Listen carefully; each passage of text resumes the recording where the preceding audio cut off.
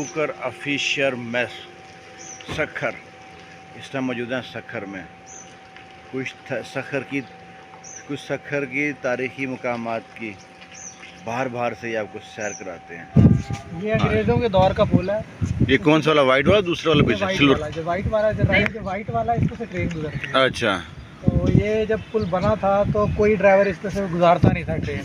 गिर जाएगा। अंग्रेजों ने बनाया था ना? अंग्रेज़ों के दौर का, कोई आज से 100-150 साल पहले। अच्छा। जब नया यहाँ पे अंग्रेज आए, फिर वो एक बंदा था जमाल नाम था उसका, वो उम्र कैद का जो है ना, उसको उम्र कैद सजा हुई हुई, सजा मौत हुई हुई। अच्छा।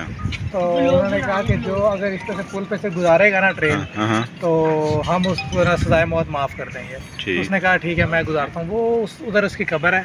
अच्छा। ये जो दो पिलर नज़र आ रहे हैं आपको, पाइप गुजर रहा है पानी का, ये बिल्डिंग नज़र आ रही है, इसके दरमियान में जो पिलर है, इधर इसकी कब्र है। फिर उसने कहा ठीक है जी मैं यहाँ से ट्रेन गुजारता हूँ। तो ट्रेन गुजार के इस साइड पे लेके आया, सारे बड़ा खुश हुआ, उसकी जो है ना वो उन्होंने माफ़ कर दी। अच्छा। जब उसको माफ़ किया तो वो कहता है कि अब जो है ना मैंने इधर ही रहना है, इस पुल के ऊपर ही जो है ना मैंने अपनी ड्यूटी देनी है। मैंने अपनी जान पे खेल के जो है ना इस पुल के वो मैंने कंफर्म किया कि ट्रेन के चलने के काबिल है। तो फिर उन्होंने कहा इसके, और वो कहता जब मुझे दफनाए ना तब भी मुझे इधर पुल के करीब ही दफनाना है।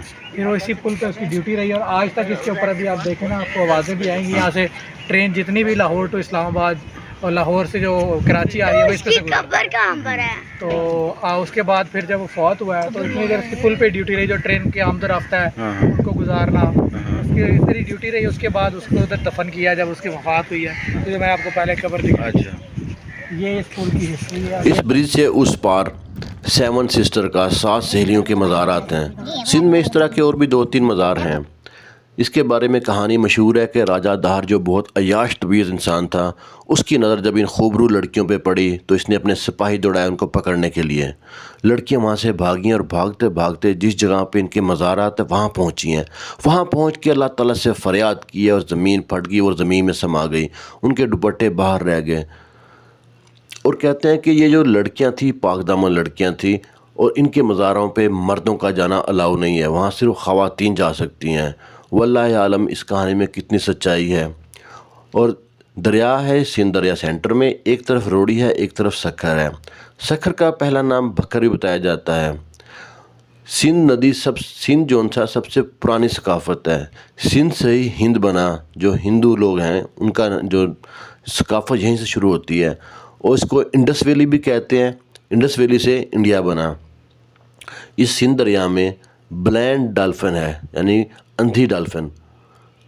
इसकी गहराई बहुत ज़्यादा है। अभी भी तकरीबन पानी बहुत कम होने की वजह से फिर भी गहराई 150 फुट है। यहाँ से कश्ती जाती है उस पार, और दूसरे से भी रास्ता है जो मज़ार पे पहुँच जाता है।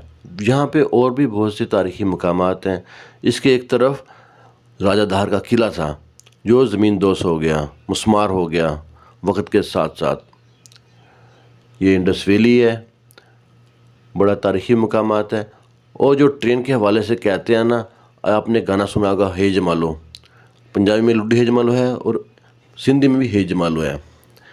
इस गाने की तारीख़ ये है कि जब यहाँ ब्रिज से जमाल नामी शख्स ने पहली बार जब ट्रेन क्रॉस की, ट्रेन चला के ब्रिज से पार लेकर गया, तो उसके जो लवाहिकीन थे, क्योंकि ये जमाल एक सज़ा याफ्ता कैदी था, तो उन्होंने जमाल के नाम से गाने गाए।